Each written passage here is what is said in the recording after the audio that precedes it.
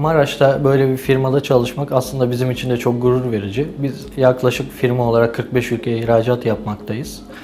Firmamız da yıllardır bu sektörde hizmet vermekte, belli bir kalite standartında hizmet vermekteyiz. Biz de tabii kişisel olarak belli bir seviyeye gelmek için bu firmada çalışmanın ne kadar değer verici olduğunu farkındayız. Bunu en iyi şekilde değerlendirmek istiyoruz. Bunun Maraş'ta yapılıyor olması da ayrıca bir gurur verici. Hani genelde İstanbul'da ve İzmir'de belli bölgelerde olur, metropol şehirlerinde olur böyle şeyler. Böyle bir ihracat firmasının, üretici bir ihracat firmasının Kahramanmaraş'ta olması ayrıca tabii bize gurur veriyor. Bunun içinde bulunduğumuz için de biz de çok mutluyuz.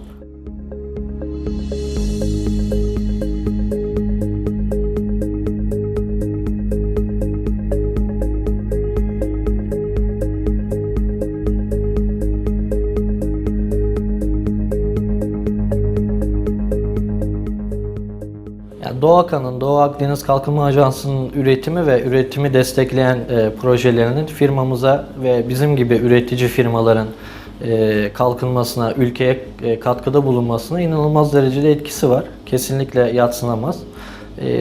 Örnek vermemiz gerekirse biz DOİAKA'dan aldığımız desteklerle beraber üretimimizi belli bir standarda oturtturduk. Avrupa'yı yakaladık şu anda. Ayrıca Avrupa'ya ihracatımız var. Hani Avrupa'yı yakalayan standartımızla beraber ürün yelpazemizi genişlettik. DOİAKA'nın verdiği desteklerle üretimimize yeni makineler, yeni ürünler kattık. Olan ürünleri daha da geliştirdik. Dediğim gibi yelpazemizi genişleterek ihracat yaptığımız ülke sayısını da arttırmış olduk bu şekilde.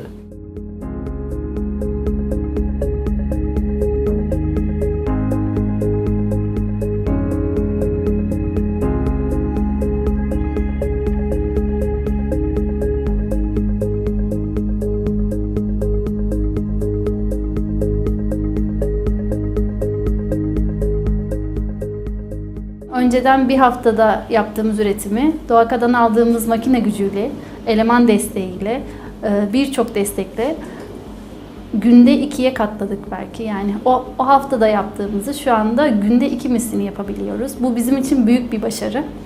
Aslında bu kadar büyümemizin seçili firmalardan olmamızın sebebi bu.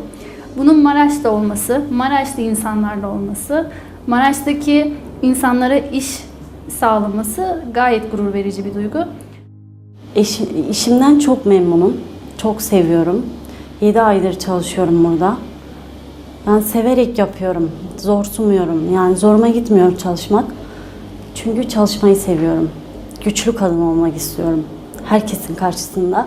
Özellikle eşimin ve çocuklarımın karşısında. Şu an kadınlar daha çok çalışıyor. Bunu görüyoruz yani. Fabrikalar olsun, çalışma yerleri olsun. Yani güzel, bir kadının çalışması çok güzel bir şey. Güçlü bir kadın olmak çok güzel bir şey. Yani biz de yapabiliriz diye düşünüyorum.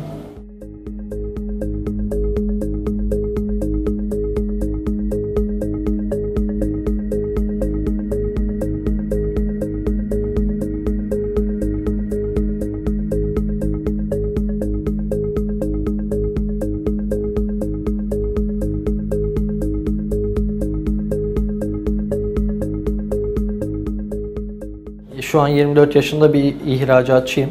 Bir 10 sene içinde yaklaşık 30'lu yaşlarımda olacağım ve 10 senedir ihracat departmanlarında görev almış, belki de yurt dışında çeşitli yerlerde görev almış bir insan olarak 10 yıl sonra göreceğim kendimi.